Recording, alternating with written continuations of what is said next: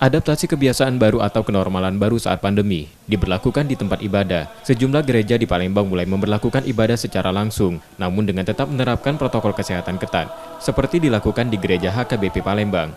Untuk mengurangi risiko penularan, jamaat wajib mengikuti sejumlah prosedur. Mereka harus mengenakan masker dan mencuci tangan dengan sabun serta diperiksa suhu tubuhnya. Sehari sebelumnya, tiap jemaat telah mengisi asesmen online secara mandiri, memastikan mereka datang dalam keadaan sehat. Tiap jemaat juga diminta menjaga jarak fisik selama kebaktian berlangsung. Memastikan hal itu, pengurus membatasi jumlah jemaat hanya 20% dari total kapasitas 1.000 menjadi maksimal 260 orang.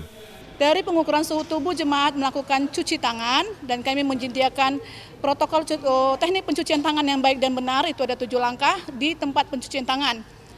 Untuk jarak, kapasitas gedung kami itu 1.000 orang, tetapi selama masa pandemi, kami hanya membatasi 20% dari kapasitas ruangan.